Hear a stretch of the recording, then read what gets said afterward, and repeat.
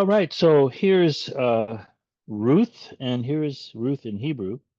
So Hebrew is read right to left, and this is Reish, and this is the Wav with a dot in it, which makes it an U, a long U, and this is the Tav or Thav. And so I'm just going to do a little intro to how to Hebrew and some of the controversies about how to pronounce Hebrew. The linguists have reconstructed the way that Hebrew probably sounded in ancient times, in the time of these texts. And this letter at the end here, the Tav or Thav, was probably pronounced like a TH. And that is why the Greeks, when they transliterated this in the 200s BCE, 300s, 200s, 100s BCE, transliterated as Ruth with the Greek th sound, theta sound. But in modern Hebrew, that letter is pronounced t and just ta. And sometimes in ancient Hebrew, if there's a dot in it, like in this, like the dot that you see in the vav here, then it's ta, and when there's no dot, it's tha. So if you hear this in a synagogue being said or read or chanted, it'll be Rut. But linguistically, it was probably Ruth. And of course, in the English language, it's come in as Ruth. This other mark under the resh, under the R letter here, that's actually a cantillation mark. So in other words, this is when you chant the text. This tells you how to chant this word. And I don't know the cantillation marks, but I know that's what that is. So this comes out of the Hebrew text called the Masoretic text, which is the main Hebrew text that we use. It's kind of the standard Hebrew text, goes back to the 10th century, and the Masoretes recorded everything they could around the text, including how to sing it, because these texts, as I said, were usually chanted and still are chanted in the synagogue. So that's just a little way of little factoids, little things you can share or win trivia contests with. So Ruth, a story of loss, a story of loyalty, and a story of redemption. So let's just begin with a prayer. Our lives of faith are the continuation of a great saga that reaches back centuries and millennia. Help us, O Holy One, to see our lives refracted and reflected in the stories of the people of old, and to see their lives echoed in our own. Help us to journey with Ruth, Naomi, and their contemporaries through their struggles and triumphs, and draw on their courage and resourcefulness for our own. Amen. So, just again, some background. That's mostly what we're going to be doing today. So, the place of Ruth in the Bible. So, the story takes place during the time of the Judges, which was from about 1400 to 1025 BCE. Some scholars place the original composition at around 950 to 700. So what's what we're talking about is that the story is clearly set in the time of the Judges. So if you look at the Book of Judges, somewhere in there is where Ruth is happening, but the actual writing of it is probably later, is probably during the time of the kingdom. So the kingdom of the Judah in the south, Israel in the north, um, probably written in Jerusalem because it's an old family story brought forward out of dynastic interests. Because Ruth is David's great grandmother. And so this is probably a dynastic story. And what's also interesting about it is that Ruth is not an Israelite. She's a foreigner, but she is acknowledged as the great grandmother of David, and so there was possibly there were possibly other agendas going on in including this story in terms of who's in and who's out and that kind of stuff. And anyway, we can explore some of that later. Aramaisms in the text. So Aramaic was the diplomatic and commercial language of the Neo-Babylonian and Persian empires. Lead other scholars to place the composition during and after the Babylonian exile. So even later. So of course in the BCE, the lower the numbers, the later it is. Some see Ruth as a polemic against Ezra 9 through 10 and Nehemiah 13, 23 to 29, where the returning exiles are told to divorce their foreign wives. Both theories can be reconciled with each other. So if you're familiar with Ezra and Nehemiah, they happen after the exile. The Israelites who were led into exile in Babylon, they come back. They find that those who remained behind, who were all kind of you know peasant class people, because it was the elites that were led off into exile. They come back and they, to their horror, many of them have married non-Israelites, non-Judeans. And so they actually they make men divorce their foreign wives. And so we see in the later books of the Hebrew scriptures uh, possible responses to this, and this may have been one of those responses. So it's possible that again you had an older story that was then written down at a certain point, perhaps in the kingdom period, and then sort of brought forward and re-edited again. Oh, remember this story? Why are we doing this? Do you remember this story? Uh, we're basically harming ourselves by doing this. And another story like that is the story of Jonah, right? Where there's this condemnation of the foreigners, but then God says, hey, um, I'll have mercy on whom I have mercy, and so on. So it's just some possible reasons that this book is where it is and why it's in there. In Christian Bibles, Ruth comes right after Judges because it takes place during that time. The order is based on the Septuagint and the Vulgate. Um, the Septuagint is the Greek translation of the Hebrew scriptures, and the Vulgate is the Latin translation of that plus the New Testament. So, so the order we have in our Bibles is based on the order of things in that Greek translation that was made about 200 years before the time of Jesus. 300, 200, 150. It didn't happen all at once. It happened gradually. And that because that's a translation into Greek, it's kind of organized into Greek principles. And so that's when you have the historical books, and you have the law and the historical books, and then the prophetic books. And the that's sort of a Greek way of organizing things. In Jewish Bibles, Ruth is one of the writings, the Ketuvim, along with the Psalms, wisdom literature, Esther. Um, in modern Judaism, the Old Testament is commonly called the Tanakh for its three parts: the Torah, that's the Ta part; the Navi'im, which is the prophets, that's the Na part; and the Chatuvim or Katuvim, which is the writings. So you have the law, the prophets, and the writings. So Ruth is part of the subgrouping of the writings called the five scrolls, the Megillot, which is the Song of Songs, Ruth, Lamentations, Ecclesiastes, and Esther. And each of these books is read at a particular festival. So Ruth is read at Shavuot, which is a festival that happens during the Pentecost season. This is the festival of the spring grain harvest, probably because Naomi and Ruth arrive in Bethlehem at the time of the barley harvest, which happens in April in that part of the world.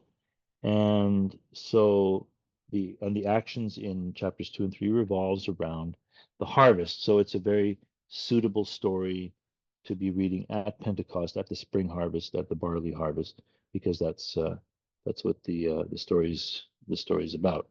So the point of this here is that in Christian Bibles and Jewish Bibles, the placement of the story serves different purposes.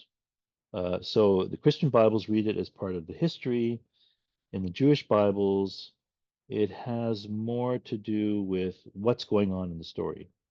It's the what ritual is going on here, or what time of the Jewish calendar is this, and so this is the Pentecost story. We think of the Pentecost as the Holy Spirit story. In Judaism, Pentecost is the Shavuot, is the harvest. It's a harvest festival. So in this story, the names have meanings, and of course, Hebrew names pretty much all have meanings.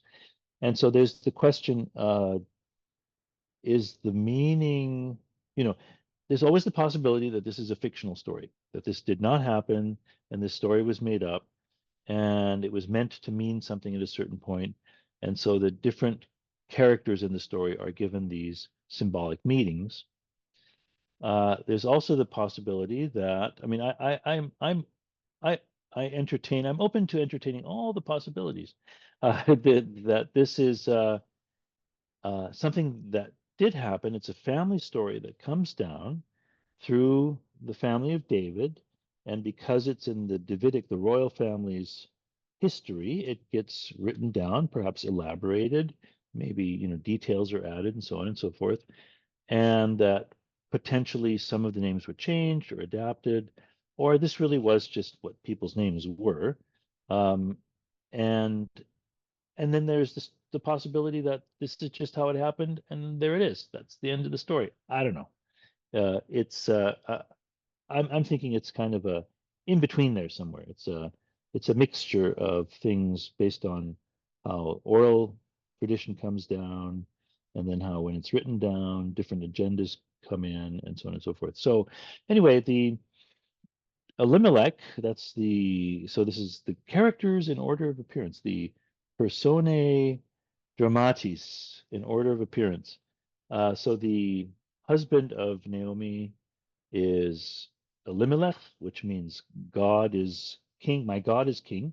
Eli means my God. El is God. Eli means my God. Melech means king. So God is my king, or my king is God. You could potentially say, but it's understood usually as my God is king, because these El names are focused on God and then modifiers to that. Naomi means pleasant, or my pleasant one. There's that I at the end, means my in Hebrew. So Naomi, Naomi, my pleasant one. Malon, pronounced Machlon, means sick. Now, of course, he dies. And why would you name your son sick? So that's what one of these indications that maybe this is a symbolic name. And yeah, anyway, that's fine. And then Kilion or Kilion, those are two different letters, by the way. They're both pronounced like h, but the the H in Malon is a letter that was a harder h, and then the ch was a softer ch, but of course in modern Hebrew they just are ch. So Kilion or Chilion means done, finished, spent. Again, uh, the two sons of Elimelech and Naomi both die. Of course, Elimelech also dies.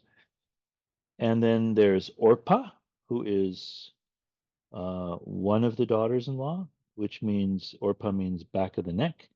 And here's a fun factoid that Oprah Winfrey, her name is actually based on this, but I can't remember if it was her mother got it wrong or she just liked the sound Oprah better than Orpah or something. Anyway, so but that's comes from this story.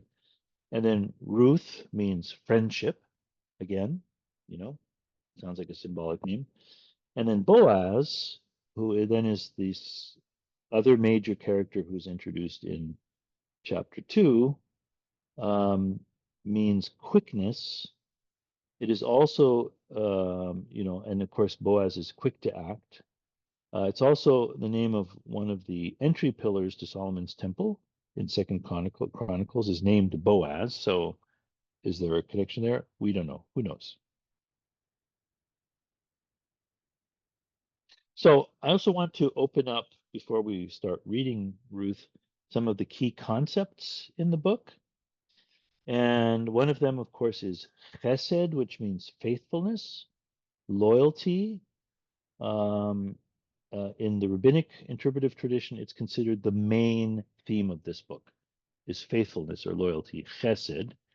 And that's where the Hasidim comes from. Those are the faithful ones.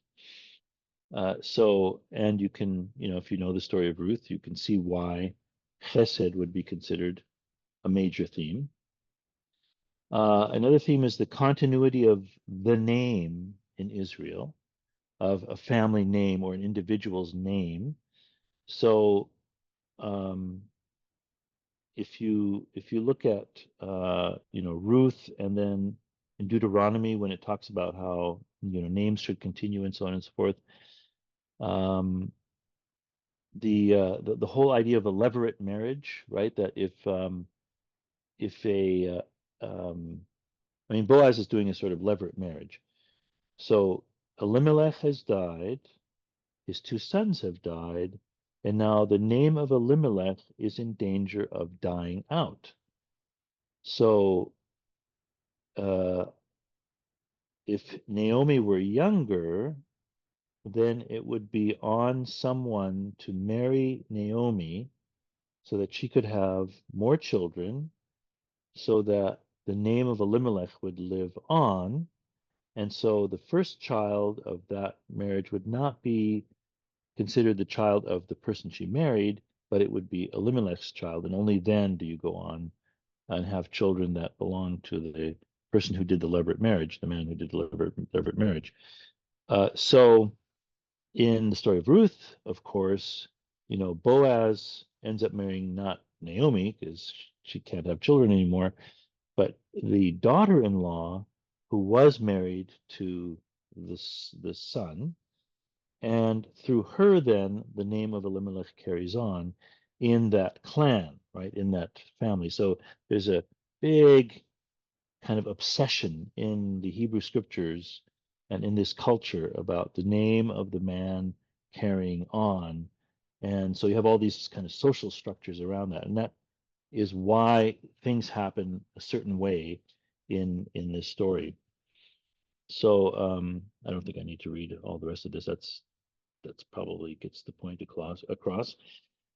Uh, Another key theme is loss and restoration. And so you'll see Naomi talking about her loss. So I'm actually gonna just read that real quick here. I have to get my glasses out and open up to Naomi to Ruth 1:20 and 21, where she says,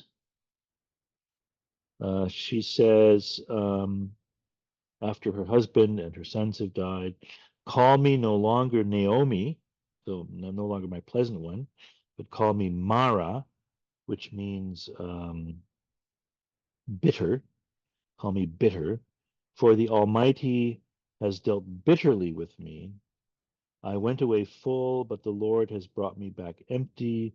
Why call me Naomi when the Lord has dealt harshly with me and the Almighty has brought calamity upon me? So compare that to the end of the story in 4:14 through 17, where it says,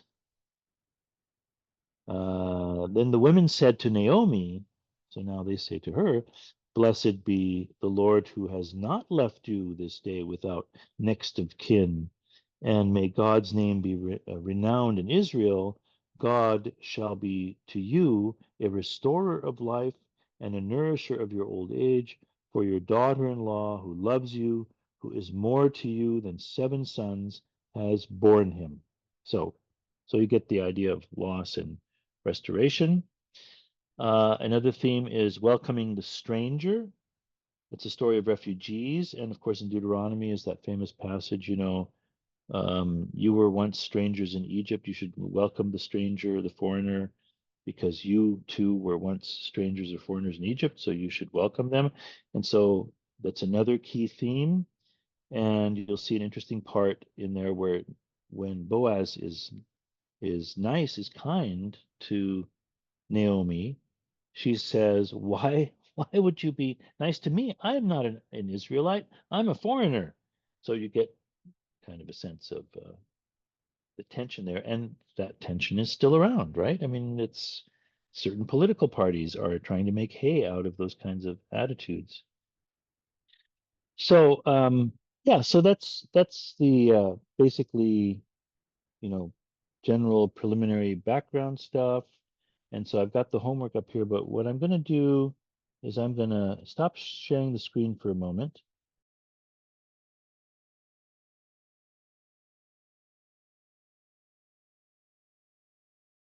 Now, one of the things that always interests me is how different interpretive traditions use texts, and and the rabbinic tradition is very interesting. It's very complex, and so on and so forth. And I've always had an interest in it.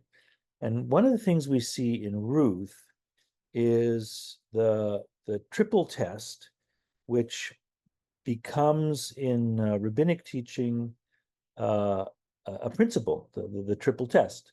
And so we see it in Ruth, where Ruth tells her daughters-in-law three times to turn back, right? She says, go back, be with your people. I'm going back to Israel. I'll be fine. Don't worry about me. And so the first time, both of them refuse. And then the second time, Orpah goes back, but Ruth refuses. And then a third time, again, Ruth refuses, and she says, I'm going to be with you, and your God will be my God, and your people will be my people. So we see a similar thing in Second Kings, where three times Elijah tells Elisha to stay here. Stay here, I'm going to go ahead. And Elisha says, no, no, no, I'm coming with you. You can't get rid of me. And then in the end, Elisha inherits Elijah's powers. And then we see this with the Syrophoenician or Canaanite woman. Jesus shrugs her off three times, and three times she perseveres. Then Jesus grants her request. So my contention in the Canaanite woman story is always that what Jesus is doing is using the triple test, which at his stage would have started to be a thing, like because the Mishnah, the Jewish teaching, the tradition of the elders, as it's called in the New Testament, was taking shape, had come along quite a ways for several hundred years. And so the triple test is used in different contexts. The main place where it's used in modern Judaism is when someone comes to a rabbi and says, I want to convert to Judaism. The rabbi is supposed to say, no, you don't, and give them all kinds of reasons why becoming a Jew is a bad idea. Tell them about you're going to be discriminated against, and people are going to call you bad names, and depending on what's going on, you might get graffiti on your house, da da da da da da. You do not want to be a Jew. Go away, go back to whatever church or whatever. And then if they come back a second time, then again, the rabbi is supposed to chase them off. This is the opposite of the church growth movement, right? And I think about what we do in churches, which is like, oh, somebody came, quick, grab them, here, put you on church council. In the Jewish model, it's go away. You don't want it, you don't want, no, no, no, no, no, no. This is not a happy place. This is not a happy place. Go away. And so then the third time, and then if they come back a fourth time, then you say, okay, this person is serious. Okay, let's talk. Let's have a conversation. Why do you want to be Jewish? What draws you, and so on and so forth. Anyway, so Ruth is one of the main places where this triple test idea comes from. And so not everything comes from the law, from the Torah, the first five books of the Bible. Things do come from other places too. And here it happens to be that it's in Ruth, we see it happening. And Ruth is used in the Jewish readings. It's always used around Pentecost because it takes place during that time, based on the descriptions in the story. So so in that, Naomi trying to send them back or say, stay here, stay here, stay here. We have these two poems that that we hear from Ruth, and then from Naomi. Is it no Ruth's poem? Yeah, and then Naomi's poem. Let's see here. So yes, Ruth's poem is first, and so that's in chapter 1, verse 8. I can't hardly see this here. Verse 16. Ruth says, "Do not press me to leave you or to turn back from following you. Where you go, I will go. Where you lodge, I will lodge. Your people shall be my people, and your God my God. Where you die, I will die. Where will I be buried? Oh, there will I be buried. May the Lord do thus and so to me, and more as well, if even death parts me from you." That's an old, you see that through the Hebrew scriptures, that form of self-cursing. May God do this to me and more if I don't, see this through. And then just a couple of verses later, we hear then Naomi's poem, which expresses her emptiness, her bitterness, right? And she says, "Call me no longer Naomi, call me Mara, for the Almighty has dealt bitterly with me. I went away full, but God has brought me back empty. Why call me Naomi," which means pleasant, or my pleasant one, when God has dealt harshly with me and the Almighty has brought calamity upon me. And then it says, "So Naomi returned together with Ruth the Moabite, her daughter-in-law," and so on and so forth. So the two of them are their I don't want to say their fates, because it's not really fate, but their lives are now intertwined, because Ruth has bound herself to Naomi. Naomi is in a state of utter loss, and all she has now is Ruth. And so they travel together to the land of Israel, to the land of the tribe of Judah, to Bethlehem. And so I just want to unpack some of the things that we went across here in the language here, because it helps flesh out what's going on here, what we're seeing. So it says in chapter 2, verse 1, "Now Naomi had a kinsman on her husband's side, a prominent rich man of the family of Elimelech," that's Naomi's late husband, "whose name was Boaz." So the word there for that's translated here as prominent rich man is literally, it's not a word, it's a phrase. He was a man of great chayil, and chayil means strength or wealth or power. So so he has this something about him. He's strong, he's wealthy, he's powerful, he's influential. They use the word prominent. He's prominent, but he has chayil. He's got chayil. Oh yeah, he's got a lot of chayil, right? So you could kind of feel for Boaz has a certain social quality to him, and then when it says that uh, Ruth, the Moabite, said to Naomi, "Let me go to the field and glean among the ears of the grain behind someone in whose sight I may find favor," uh, which simply means who's going to let me glean. Someone who's going to let me glean, who will say, "Oh yeah, sure, you come glean here." Because just because it's the law doesn't mean people obey it. And I can just imagine that some people say, "Get out of here, go away, go glean somewhere else." Or other gleaners might chase them off. They say, "Hey, we've already staked this out. There's not enough here for you. You go to some other field." But if the owner of the field goes, "No, no, no, she gets to stay here," that's someone in whose sight she has found favor. So then it says, She said to her, "Go, my daughter." And so she went. She came and gleaned in the field behind the reapers.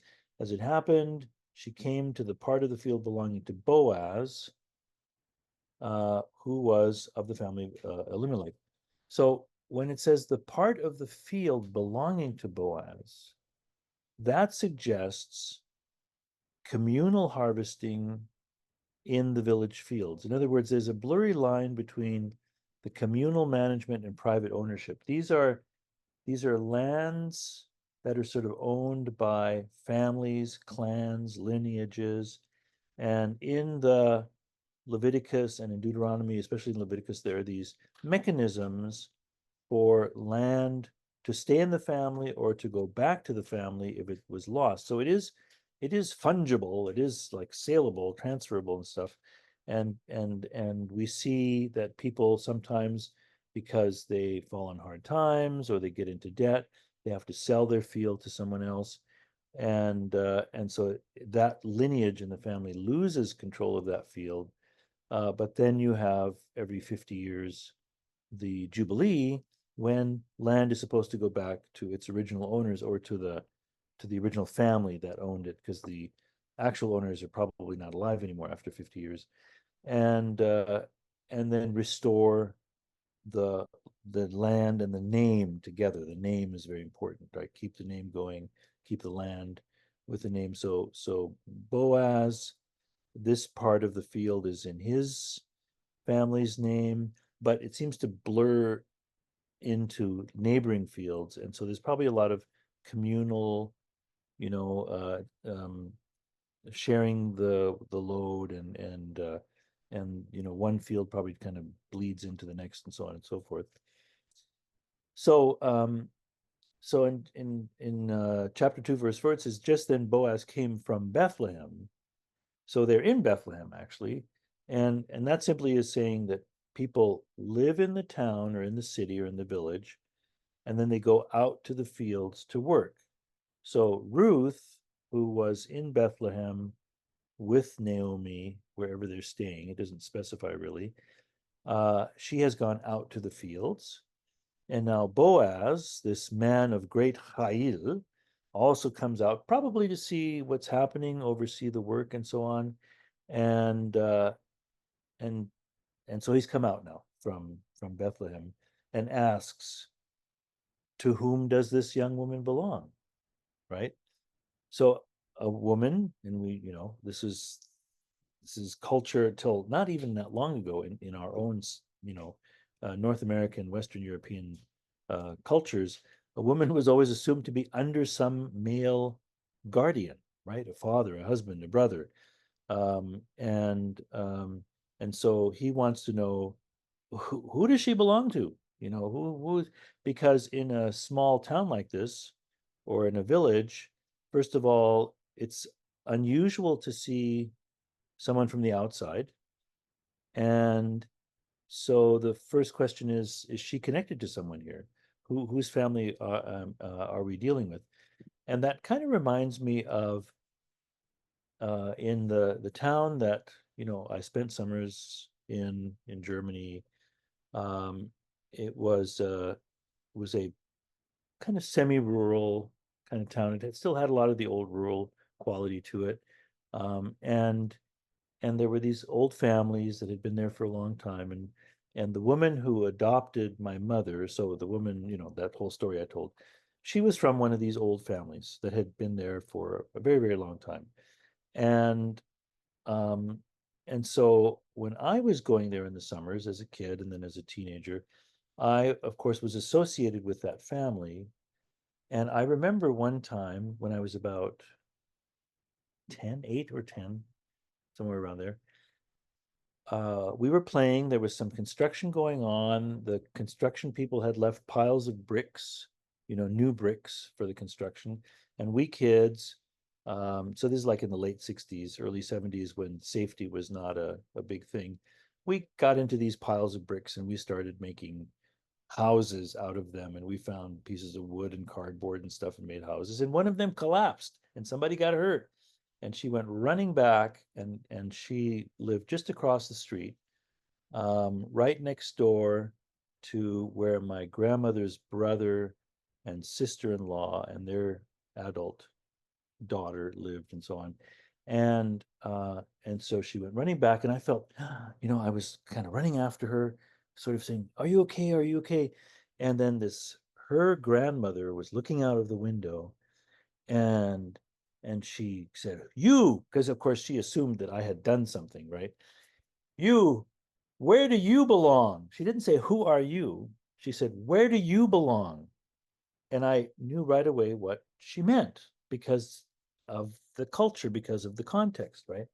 And then I said my grandmother's name, and she said, "Oh, her," which told me everything I needed to know about their relationship. But anyway, that's the other side of small towns is you get that kind of stuff. But so he wants to know where who does she belong to? What family does she belong to?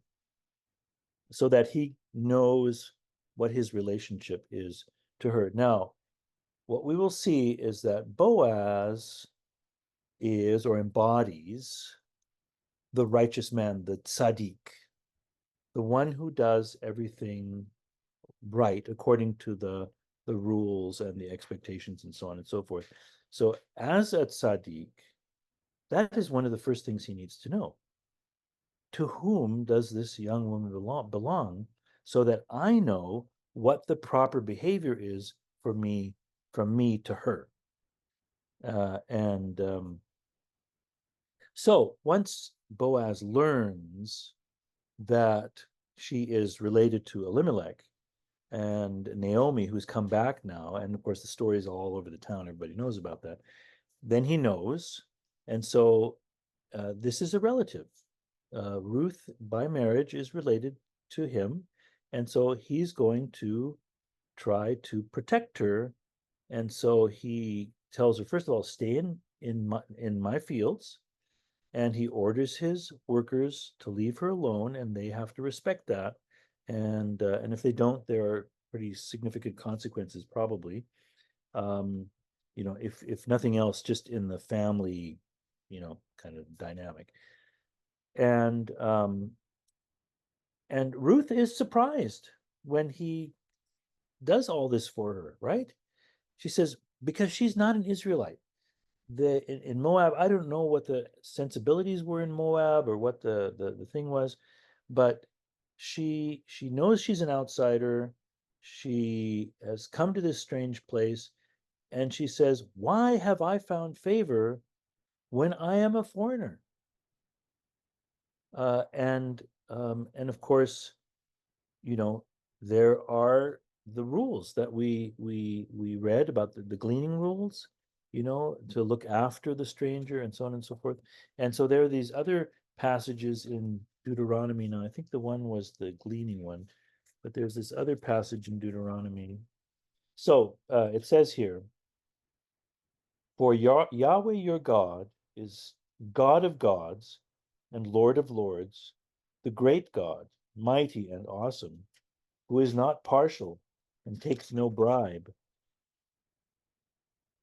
who executes justice for the orphans and the widows, and who loves the strangers or foreigners.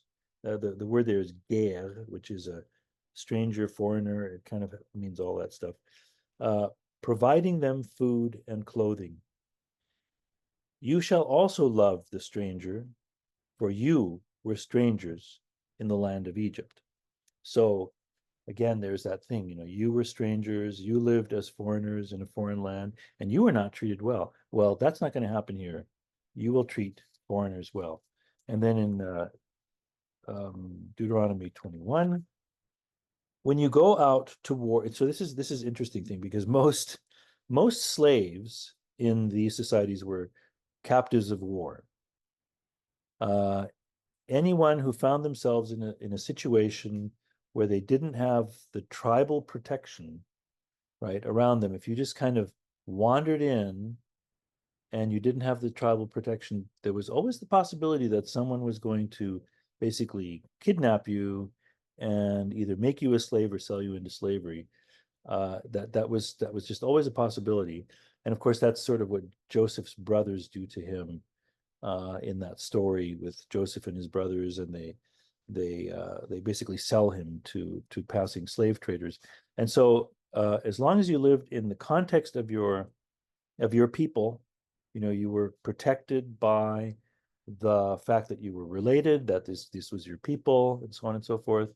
And when you found yourself outside of that, you might be captured. So, of course, when you go to war and a foreign army comes and invades your village and burns things down, one of the main things they're after is not killing the people, but capturing the people and then either enslaving them or selling them to someone so they can make money off of that thing. So, in that context, Deuteronomy lays out something like, you could say, a Geneva Convention for when you go and do this, right? So the Geneva Conventions took the horrors of war and they tried to put some parameters around them. It didn't stop the horrible warring and killing and stuff, but it tried to bring some humanity to the act of making war. So here we have, it says, when you go out to war against your enemies, and Yahweh your God hands them over to you, and you take them captive, suppose you see among the captives a beautiful woman whom you desire and want to marry, and so you bring her to your home, to bring her home to your house.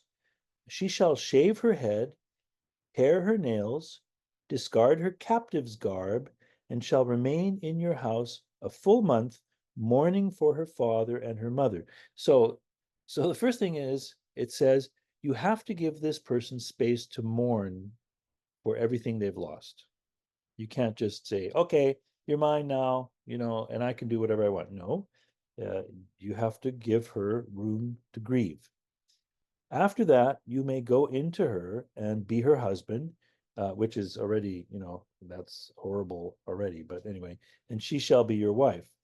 But if you are not satisfied with her, you shall let her go free and not sell her for money. You must not treat her as a slave, since you have dishonored her. So, I mean, there's so much in that passage, so many assumptions and so on and so forth.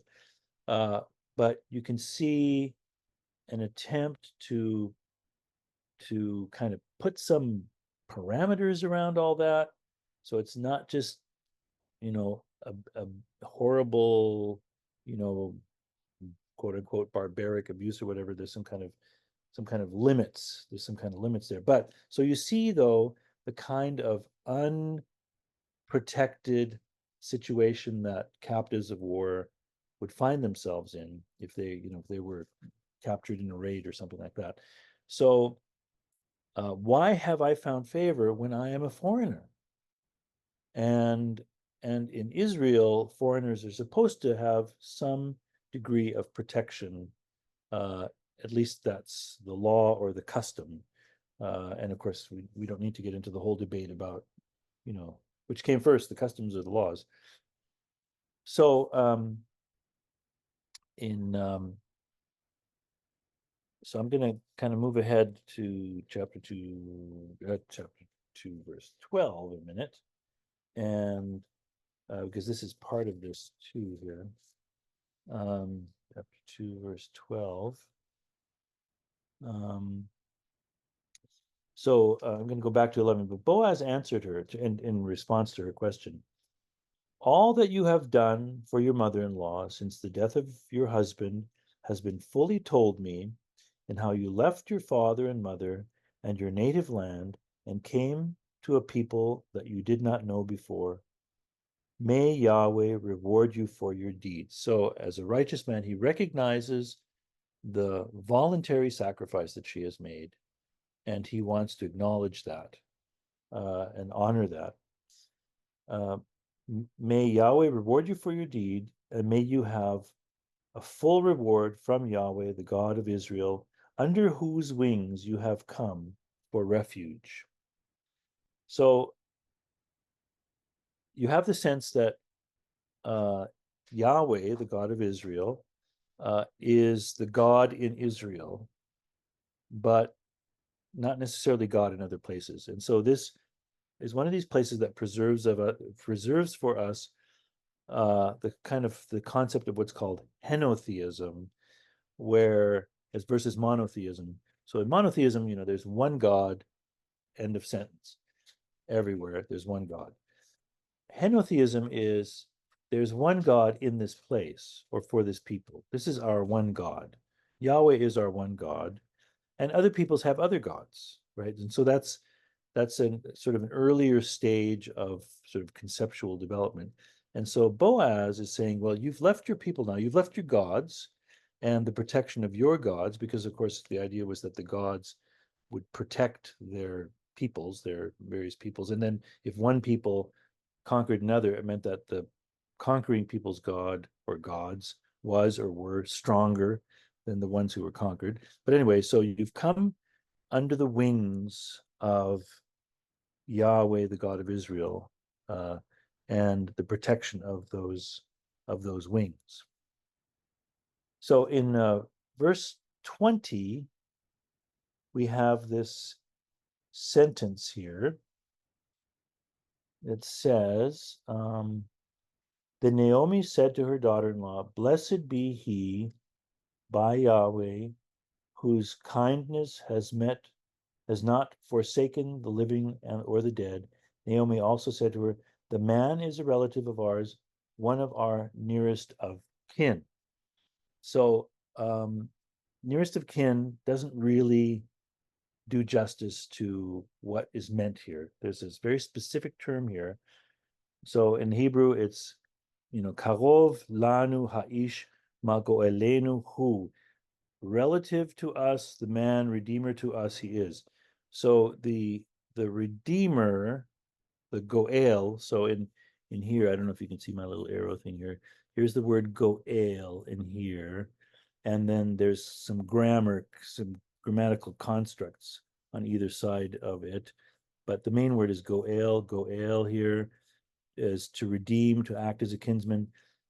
Redeeming is basically what relatives do to their relatives who have been captured, have been sold into slavery, had to sell themselves into slavery, or have been captured, or find themselves in a situation like this. They redeem. They buy them back. They free them somehow. That's the goel, the relative who does this kind of stuff. So that's where the sense of redeemer comes from originally. Like it's come to mean other things in the New Testament in the Christian context, but the original meaning is this tribal kinship kind of meaning. This is my relative who comes and bails me out, basically. So he is a goel to us. The enu is us here. Enu is always the us ending, and that's what he's going to do. He's the goal. He's the redeemer, right? So we can see what a redeemer does and how that works in this society. And relatives in this society have certain responsibilities to their relatives. In cases where like the Ruth and Naomi situation, one of them is levirate marriage. And levirate marriage, this is what Boaz is going to do when he marries Ruth. And we'll see that when we get to chapters 3 and 4, because this other kinsman, who is actually a closer kinsman and has the first right to redeem, he wants to redeem because he gets the field, and then when he learns that he has to marry this woman and have a child with her, because that would be counted as a child for Elimelech, he doesn't want to do that, because then that field's not really going to stay with him. It's going to go with the children from that, and he doesn't want to do that. So a levirate marriage is this redemption kind of marriage. And let me just read Deuteronomy 25, 5-10. When brothers reside together, and one of them dies and has no son, the wife of the deceased shall not be married outside the family to a stranger. Her husband's brother shall go in to her, taking her in marriage and performing the duty of a husband's brother to her, and the firstborn whom she bears shall succeed to the name of the deceased brother, so that his name may not be blotted out of Israel. But if the man, how far 10? Okay. But if the man has no desire to marry his brother's widow, then his brother's widow shall go up to the elders at the gate and say, my husband's brother refuses to perpetuate his brother's name in Israel. He will not perform the duty of a husband's brother to me. Then the elders of the town shall summon him and speak to him. If he persists, saying, I have no desire to marry her, then his brother's wife shall go up to him in the presence of the elders, pull his sandal off his foot, spit in his face, and declare, this is what is done to the man who does not build up his brother's house. Throughout Israel, his family shall be known as the house of him whose sandal was pulled off. So, yes, if you ever hear anybody called that, that's not a good thing, or wasn't a good thing anyway. But you see, again, the importance of maintaining the name and the lineage and so on and so forth. And there's a lot of kind of rules that have to do with that, and we often kind of miss the point of this. But so this is part of what Boaz is doing here. So even though genetically uh, there's Ruth has no connection to um, to Elimelech, to her deceased father-in-law. It doesn't matter because it's not about genetics. It's about the name. It's about how the name comes down. So, and then another thing is that relatives are expected to assist in poverty. So in Deuteronomy 15:7, it says, I think the Leviticus and Deuteronomy are really, really interesting books. They're these great kind of sociological studies, if you think of them that way, historical sociological studies. In verse 7, it says, if there is among you anyone in need, a member of your community in any of your towns within the land that Yahweh your God is giving you, do not be hard hearted or tight fisted toward your needy neighbor. You should rather open your hand willingly, lending enough to meet the need, whatever it may be. Be careful that you do not entertain a mean thought, thinking the seventh year, the year of remission, is near. In other words, when debts are canceled and when um, uh, they were only allowed to keep slaves for 7 years, and so then they had to let them go. The seventh year, the year of remission is near, and therefore view your needy neighbor, in this case it means your needy relative, with hostility, and give nothing your neighbor nothing. Your neighbor might cry to Yahweh against you, and you would incur guilt. Give liberally and be ungrudging when you do so, for on this account Yahweh your God will bless you in all your work and in all that you undertake. Since there will never cease to be some in need on the earth, I therefore command you, open your hand to the poor and needy neighbor in your land. So you can also see, why when Jesus talks about neighbor as being someone who's not related to you, someone who's outside of the tribe or outside of the nation, that wasn't universally accepted, that there was there was disagreement about that because the law, of course, was framed within the context of this tribal society. And so there's the laws about what you do for your relatives and so on and so forth. That's the neighbor thing. And then there are the laws about what you do for foreigners, sojourning in your land. You also have to take care of them. You also have to look after them. But, it's one of those things where if you really, really wanted to, you could split hairs. And that's certainly what the some people in the audience that Jesus was speaking to were doing, was splitting those hairs. And Jesus was basically doing the broader interpretation, saying, no, no, no. When it comes down to it, there is no distinction between those two things. So, so that's it in terms of what I wanted to kind of offer you. I'm going to just go over the homework real quick, and then we can end the recording and we can have a little more discussion and go back over things if you want.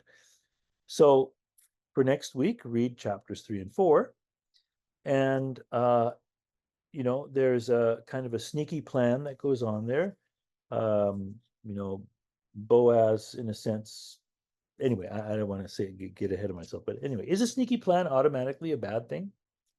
And what is Ruth doing in chapter 3, verses 6 to 14? And why do you think the next of kin, the Goel, is not named in this story? We just hear that there's this next of kin, but we don't get a name for him. What's that all about? And then as I said, the next of kin wanted the field, but not Ruth. Why would that be? Why would he not want Ruth? And then finally, this story has a happy ending.